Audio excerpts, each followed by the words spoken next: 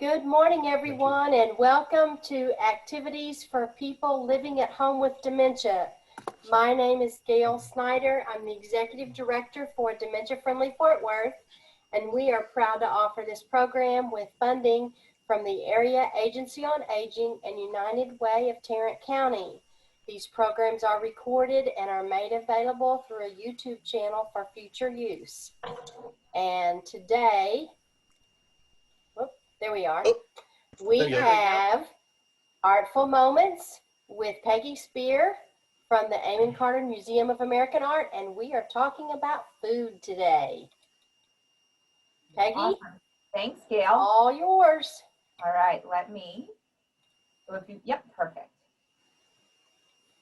And here we go. All right, gang. Today we're talking food because I'm sure if we're not talking about it, we're thinking about it, and we're prepping for tomorrow. So let us get into gear with some artworks from our collection. We're looking at quite a few today, so we're going to kind of move along, and then we've got a little fun talking activity for us to do at the end. So I'm sure many of you have either seen this online with us before, maybe someone over the summer showed it when I was on leave, or you've seen this beautiful painting on the walls in our museum in a past visit. This one is always on view. It never goes on loan. So this is one of the gems we have that will always be here for you. But it's called The Lobster. So the title gives a lot away, but what do we see? Lobster. A lobster. What else do we see? Fruit. Fruit. Yeah. What kind Looks of fruit? like grapes. Grapes. Grapes. Is it an orange that big or a melon that big? There's an orange here. Okay. A melon. Some people think it's a large mango. I mean, something bright and yummy looking. Mm-hmm. What about this? What does this look like to you? Looks like a fig. A fig, you think? Okay. Apples or peaches? I'm Okay. leaning more towards what Gail's seeing, but Where is it that it's green? what about this? Can you tell what this is? Bib lettuce. Yeah. Celery Funny inclusion, but yes, lettuce. or celery? Celery, possibly. And then what do we see right here? Picture. Sure. Here. Do we have any guesses on what might be inside? Mimosas. It's morning. I want to be at, was it Myra that said that? I want to be at your table. Yes. Yeah. I like mimosas. That's actually the first time anyone has ever said mimosas. I love it. Any other guesses? Orange juice. Orange Grape juice. Grape, oh, grape juice. Yeah, because we see a big bounty of grapes. In the olden days, it might have been wine.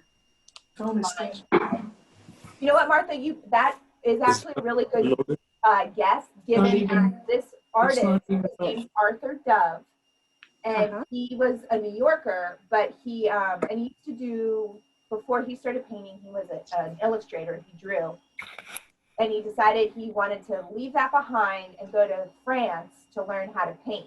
So if he's under any Parisian influence, that is a good bet. It's a vase of wine or a pitcher of wine. There are also oh, go ahead. there are also trees and flowers on the wallpaper behind the table. Yes, that wallpaper, Yeah. Mm-hmm. The roses.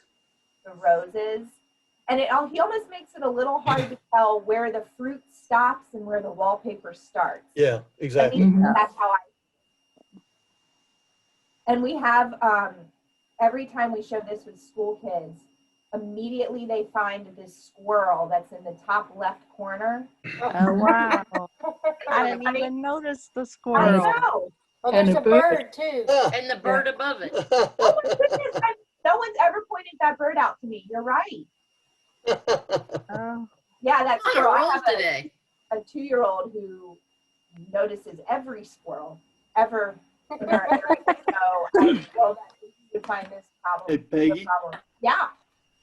Yesterday we had a thing where we were going through questions or trivia about the first Thanksgiving, and lobster was one of the things that they served at the first Thanksgiving.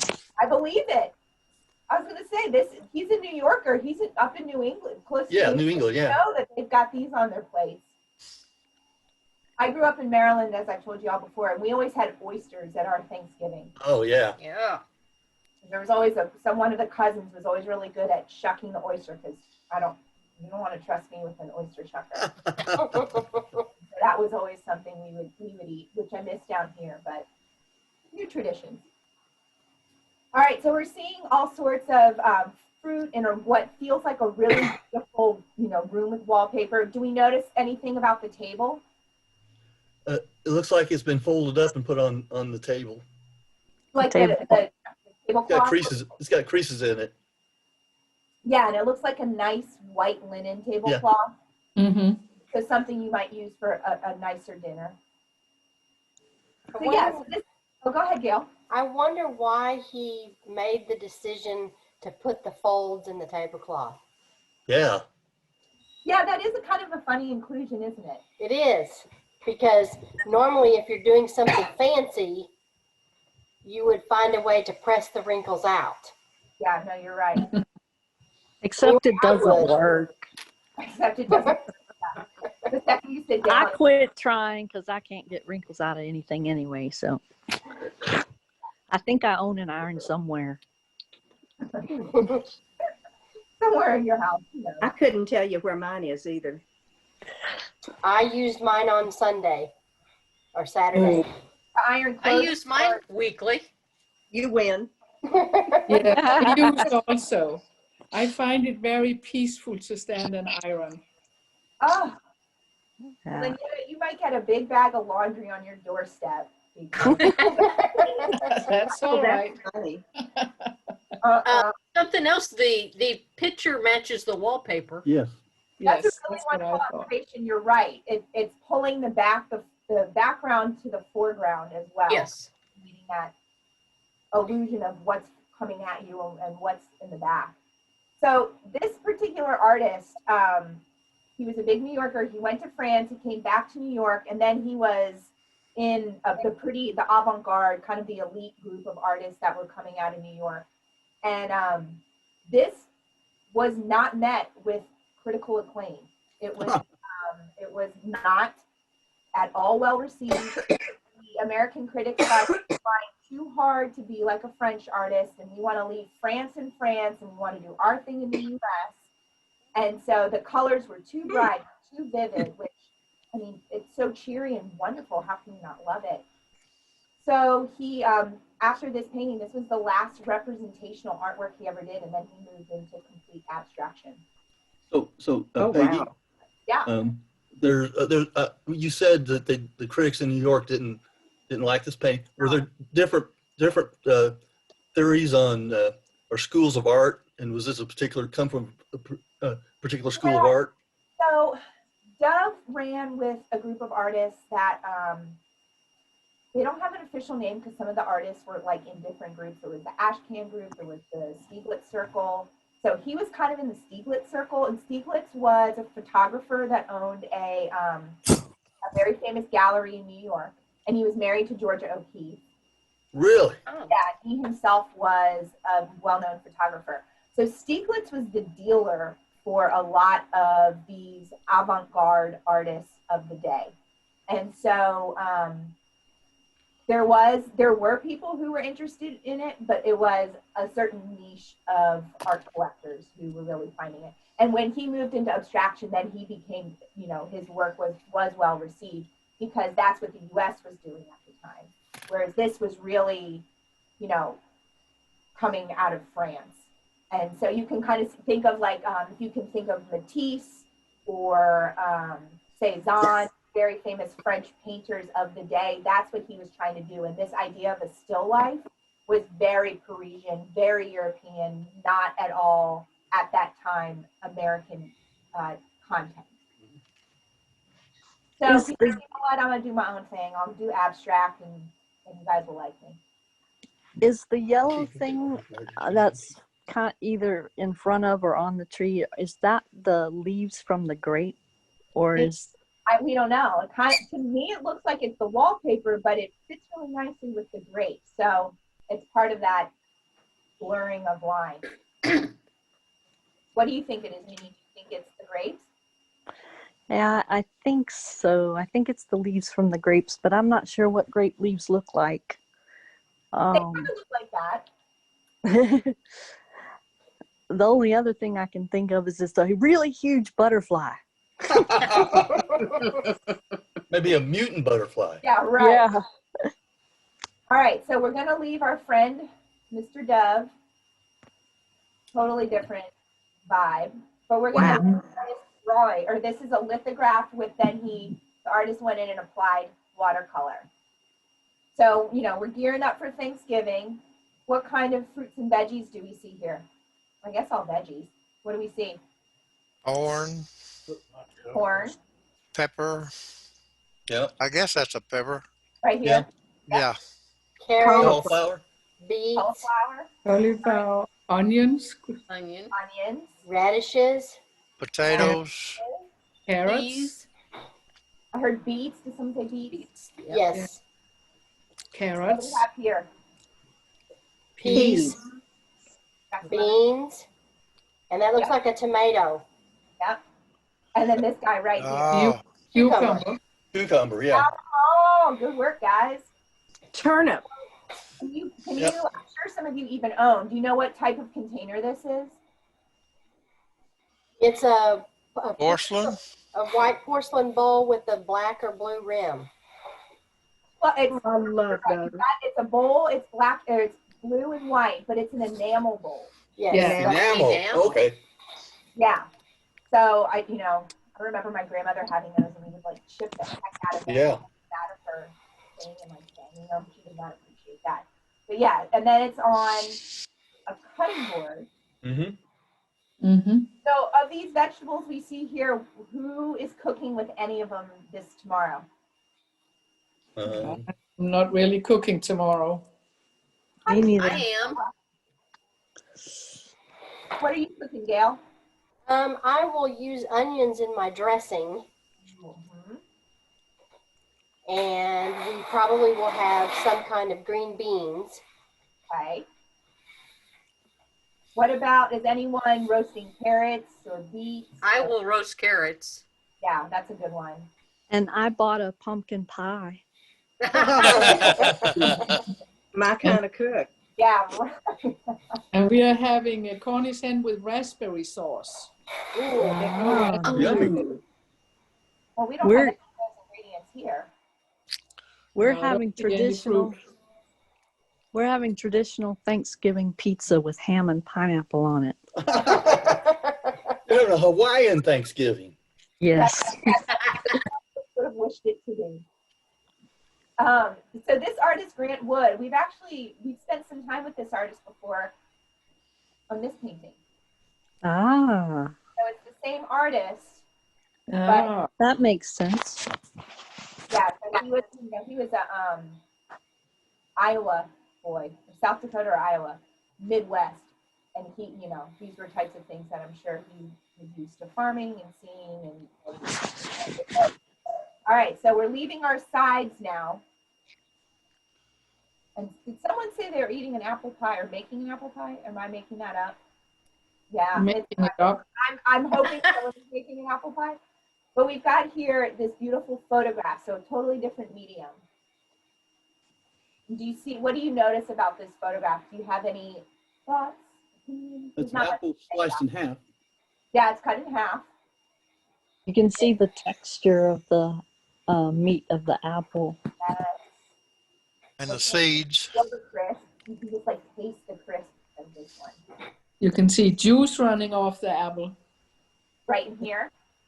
Yeah, and down below there are 2 drops. Oh, you know what that is actually? It's, if you ever notice, sometimes the bottom of the apple has that like almost like brown little. Yeah. Yeah, yeah. I think that's what it is. At least the way it looks on my skin. Yeah, I think. From the I think. flour. What'd you say? I was trying to decide if it was water or wood. Oh, it's the leftover of the bloom Yes. Yeah, yeah, where it turned into the apple. yes, okay. Is anyone making an apple pie? No, We now I us- wish I we was. usually Yeah. do. My mom is probably making apple bread, but I won't get any of it. We usually do, but we're making blueberry pie instead. Fun. Oh. And Yummy. Hans Yep. has volunteered to bake an upside down cranberry cake. Oh, that sounds Good, go yummy. ahead. Good for him. Yeah, we'll see if he gets around to it. No pressure there at all. No pressure. Now you're all my witnesses. That's Yeah. right. That's right. Yeah, we'll follow up next Wednesday and see if that cake ever turned out. Yeah. Okay, Okay. good. So take a picture. I want to see what it looks Okay. like. We'll do that. So this particular artist, he was a photographer. He photographed most of his life, and he was inspired by a photographer, Edward Weston, and then he actually met him in 1948. And when he met him, then his artwork started to shift. So this was taken in 1953. He met Edward Weston, the photographer, in 1948. And this was the type of stuff Edward Weston was photographing that made him pretty famous for these pepper photographs. Have any of you seen any of these pepper photographs before? No, I have not. No. So like in art history and photography 101, like, you know, freshman year in college, these are like the photographs they always show of Edward Weston. And he's photographed all sorts of things. And his son was actually a photographer too, Brett Weston. So if you ever see those names, they are related. But Edward Weston was known for taking these pictures of peppers and really focusing on the sculptural form of the object, not so much the function of the pepper, but the beauty of the shape of the object. So this is technically a still life, which is a genre as old as time, but he's doing it in a new way with new technology. And that's what's kind of cool about, you know, Bullock and Weston. They were taking an old style of art, this idea of a still life, and using new technology to help viewers see it in a totally different way. That's really pretty. Does anybody know what kind of pepper that is? No, I don't know. I don't know if Looks it's- like the size of it makes it look like a bell pepper, Yeah. the bell pepper. Yeah. but it almost looks like the shape of a hand Yeah.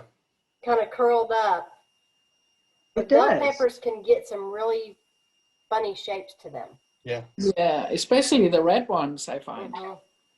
So he was, I don't know if you've ever heard of the artist Diego Rivera, Frida Kahlo's husband. Yes. He was a muralist, and he and Edward Weston had met and talked, and Edward was really inspired by Rivera to look at the shape and the beauty of things in nature as they are. And so that's when he really was interested in taking these naturally made, you find them as they are type of objects, but creating an elevated art form. So several of the, like Gail mentioned the hand, he would twist, like there's some photographs of his where he would twist a pepper on its side and it would look almost like a hand was coming at you, but it was just the bottom. He would light it and position it in a way that you almost had to do a double take. Oh, that's a pepper. I would never have known if I really hadn't explored the photograph. I think the fact that he used the oval plate behind it also enhances the shape and the beauty of the photograph. I agree. You're right. It really helps you focus in on the flatness of the plate, helps you really appreciate the texture of the pepper. You can see there's some bruising down here. He wouldn't mask his flaws. He wouldn't touch up the photographs to make sure their imperfections weren't there. It's simply as it was. All right, we're going to look at one more artist. Our friend Roy Lichtenstein. So this artwork is in our collection, and this is a screen print on plastic, which that at the time was pretty unheard of. Screen prints were usually on canvases or paper, so the fact that he did this on plastic was pretty not radical, but pretty new at the time. And what do we see here? Why would you have stop chopsticks with a sandwich and Coke? Oh, that is that what That's I think they're straws. straws. Oh, For some that reason, makes that reminds me more of the 50s. It Yeah. does. 50s Well, thunder. he painted it, or he printed it in 1964, so we're not too far out of the 50s. Soda fountains and diners and things like that were there. It looks like an advertisement Yeah, it does. for a soda fountain or a diner. You're right, Gail. So PepsiCo. Mhm. Pepsi. yeah, The right Doesn't it look color. like that? So the sandwich looks like it might be a BLT ooh. That or ham and cheese for a or kid. ham and cheese. Yeah. I And was the thinking straws. when I pulled this artwork, I was thinking what Gail said earlier, the leftover sandwiches the next day after Thanksgiving. Thanksgiving. You have it for the leftovers. This particular artwork, yeah, he was a pop artist, so he was working at the same time as Andy Warhol, which I'm sure many of you or all of you know, and Klaus Oldenburg. He's another pop artist. So they were really inspired by the things they were seeing every day, which were advertisements, and that's pop culture, or comic books. So he was really into comic books. Oh, yeah. And so on these oils on canvases, it's not so much here, but you can see the remnants of it, the color palette. He would go in and he would paint these little dots, but on large canvases. So it would look like he took a comic book and just blew it up, but it wasn't printed, it was all painted. This is a print. Oh, go ahead. The picture on the plate, the one on the left that's cut off by the straw looks like a fork, but the one right in front looks like a wing. Oh, yeah, okay, I see what you're saying. Yeah. Yeah. Right, really simple lines and lines that you would easily identify. So, of course you'd think a fork with food. I'm not sure if this actually is a fork, just given it is a sandwich, but But it's couldn't that also be the reflection of the light on the shiny plate? Yeah. So it's Yeah. like the Yeah, that's because true. reflections kind of appear white, especially if the plate is blue and it's a shiny blue. Then you're going to see what looks like white. That's the reflection and the glare of the light. So and you can see some of the highlighting here too, like the highlighting along her face. Yeah. That idea of highlighting by not having any sort of color there, or really just a very simple color. Mm-hmm. So when he made this, this is again just like the other photographs we've seen, where it was a totally new take on a totally traditional topic, which is a still life. So he was able to, maybe it is a BLT, maybe it is a grilled cheese or a ham and cheese sandwich, something that was popular at the time and still is today at a diner, and putting it, making it fine art. And so this particular print it came in a series, and it was called 10 by 10. And so it was 10 prints from 10 different artists. And this was one of the prints in it. And only 500 prints of it were made. So a lot of museums in the US do have a copy of this particular print. But it was one of the first prints that was not done on paper, that was done on plastic. And it was kind of like we had talked about in the past with lithography and this idea of printing. It was able to reach a wider audience. More people were able to afford artwork for the home when it was done on cheaper material and mass produced. So people could have, families who might not have typically been able to afford fine art were now able to bring very famous artists like Roy Lichtenstein into the home. Hey, one more question, Peggy. Please, shoot. What process is screen print on plastic? So screen printing is, oh man, I'm always bad with printing processes. Okay, so screen printing is, it's actually on a screen, the image that you want. It's kind of like on a screen, and then you press the screen down on the paper, and then pour the colors over it that you want, and you drag a squeegee over it, And then when you lift it up, the white spots are what had been covered by the design on the screen. And then the parts that were left open are where the paint actually went through. Okay, thank you. Yeah, so you like people screen print shirts a lot. Like if you see, you know, screen print. Okay, yeah. it's exactly that, but he did it on plastic instead of paper. When did straws come in packages of 2 in one wrapper? It's art. I still can't get away from the chopsticks. My first thought was it was a contrast painting where you had this wonderful food you couldn't eat because you had chopsticks on the plate and chopsticks for real and forks on the plate. Oh, yeah, like a frustrated lunch. Finger food. Had to be finger food. Yeah, well, anyway, sorry. No, and a lot of art. Great observation. Soda and sandwich, even though it's untitled technically. Yeah. A lot of people call it soda and sandwich. Maybe he was making a statement about straws and chopsticks. Comparison. Yeah. Yeah, he was an environmentalist of his day. That's right. That's right. Warning everyone of the dangers of the straw for the turtle. Yeah.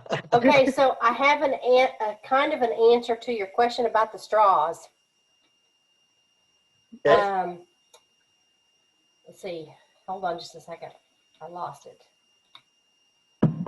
A drinking straw, it was common to use 2 of them to reduce the effort needed to take each sip. Oh, Interesting. So, you know, in some of the old TV shows with the soda fountains, you see the kids using 2 straws Yeah. so that you're getting more beverage with less effort. Now they just make the straws bigger around Yeah. if they want to do that. And But you could share the drink. You Yeah, could with each 2 have a straws. So there probably was, I'm trying to find out if there was a particular time when 2 straws were popular. I'm sure that. probably around that time. Yeah. Or if not, right before. Mm-hmm. Yeah. All right, so now that we've discussed the preparation for your Thanksgiving, we've got our sides, we had our pie.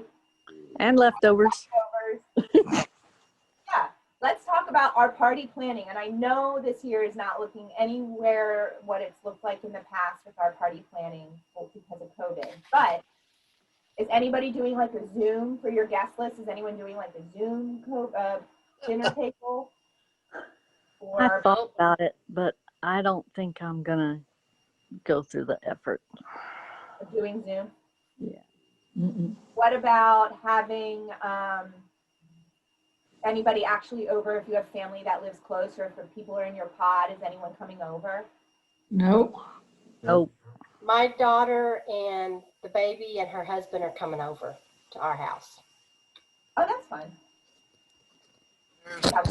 There's a group of about a half a dozen of us here in the apartments that we're going to get together. Oh, that's nice. You don't have to go too far. Okay, so then occasion is Thanksgiving. Party theme, eat until your heart's content. What kind of things are we serving? I know we started kind of talking about some sides, and I guess, Yetta, you guys are doing Cornish hens. We're doing Cornish hens, yeah, just because it's the 2 of us and they're not so big. Yeah. Is anyone doing a full-blown, like, big turkey? Yeah. I am. A 13-pounder because it's just the 2 of us. 13? Oh my goodness, that thing's been thawing since last weekend, I bet. I read something in the news that said sales of between 5 and 8 pound turkeys are up this year because so many people are just staying local. So. And you can't find them. Yeah, no, I went to the Target to get ours and I found like one of the last 6 pound turkeys. I was like running through the aisles like, we found one. Oh, I went to Albertsons yesterday here in White Settlement and they had plenty of turkeys. Oh, really? Mm-hmm. Huh. Well, if anyone needs them, go to the Albertsons on White Settlement. We talked about just doing a turkey breast. Uh-huh. And one year I did that, and I just cooked 2 turkey breasts because most everybody in our group likes the white meat. Oh, yeah, yeah. But I actually brine my turkey for 8 to 14 hours Wow. and butterfly it Yeah. Yep. before I roast it. Sounds good. That sounds good. What And- about, is anyone, I think Gail, all right, I jumped in right when you were saying earlier that you're making homemade rolls. Yes. Yum. I'm leaving that to Wow. Grant's Biscuits to carry the load for me this year.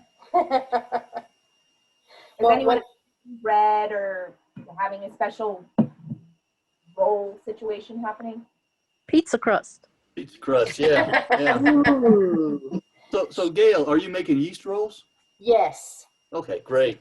And we usually also do part of it in cinnamon rolls. And that's Okay. what everybody Yeah. has in the morning if they want something to eat. We don't really make breakfast on Thanksgiving because everybody wants to save their room for the big meal. But if I have the cinnamon rolls, they'll snack on those in the morning to tide them till lunch. Wow. Yum. When we did do Thanksgiving cooking, we always did Sister Schubert's rolls. That sounds really good. My husband said he did those growing up. I haven't had one. Are they They are good. They are very good. That's what my husband's family had growing up, so that we adopted that. I think I actually have a package of those in the freezer. Oh. And then what about decorations? Is anyone doing a pretty tablescape, or does anyone have flowers, or are they doing the napkins in a pretty way? Nope, Candlelight. Candles. Yep. not this year. That's beautiful. I have my Thanksgiving table stays with the decoration in the center, and I have the napkins in fancy napkin rings right now. I usually switch some of that out when we get ready to eat because that's kind of what I keep on it right now. I always remember my mom and my aunts, because we always go up north for Thanksgiving, so it's weird not going this year, but my aunt always had Post-its all over the table of what needed to go where when it was time. Oh my gosh. So it was like every cousin knew, like, okay, here are the potatoes, and you knew you had to put it on that Post-it, or my Aunt Barbara was not happy about wherever you put it. So there was a science to it at our house. What I miss most is the big gathering so that you can have a little bit of all these different things. Yeah. Yes.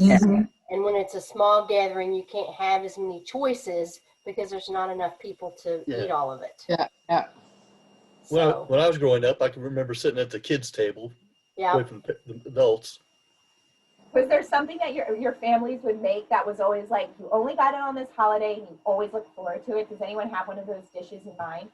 Pea salad. Okay. Mm. And I might actually make some of that, maybe. Cool.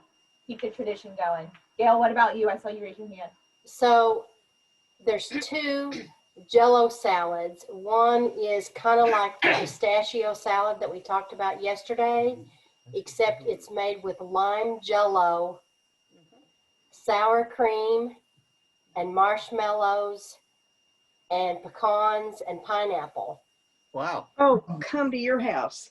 And you let it set up like you could do it in a Jell-O mold or whatever. Yeah. I And remember then- Jello molds. We had Jello molds too. And then when my mom was alive, she had this salad that nobody else liked. It was made with lime Jell-O, and it had celery and carrots and onions in it. Wow. No. But And we somehow always it's had, at the table every year, even though no one touched it. except my mom. My mom loved it, and we always made it because she liked it. Oh, how funny. We had something called pink stuff, which was Cool Whip with either strawberry or cherry, usually strawberry Jell-O powder mixed in it, and then fruit cocktail, extra pineapple, coconut, and marshmallows. Mhm. Okay, And so I think I think they put pecans in it too, although I didn't eat the pecans. That's what grossed you out of that? I didn't like the texture. Yeah, I liked the squishy, mushy texture of everything else. we did a similar tour last year. Some of the artwork you saw, but different. And we talked about, we all shared recipes actually because we were in person, so we could write one of our Thanksgiving recipes, and then we all exchanged recipes. And of the 6 couples that were there, 3 of them just wrote the recipes for the Jell-O salads both of you were explaining. I was amazed that this is something that appears at so many dinner tables on Thanksgiving. So yeah, there are a lot of good recipes apparently that Yeah. have been around. So there's another one that I like to do that's actually a frozen, and it's made with crushed cranberries and pineapple, and you freeze it. And I have one of those tube molds that's a tube, Yeah. and you put it in Yes. there and freeze it, and then you slice it. Oh, wow. Oh, okay. Or you could freeze it in little muffin tins to make individual servings. And then do you put like whip on top or ice cream or something else with it? No, it kind of has an ice cream texture to it, Okay. but it had chopped pecans and chopped cranberries and pineapple in it. And I haven't had it in a couple years. It was a favorite of mine and my grandmother, and she passed away 2 years ago, and it's been 3 years ago since she was at our house for Thanksgiving or Christmas, so I haven't had it since then. All right, friends. Well, I don't know about you, but it's getting to be lunchtime, and all this talk is starting to make me hungry. Yes. Me I'm too. right there with you. Hungry. But I hope all of you have a very happy and healthy Thanksgiving, and I will see you all next Wednesday. And I did not look to see what theme is because I'm terrible at. Let's see, I can tell you. Just a minute.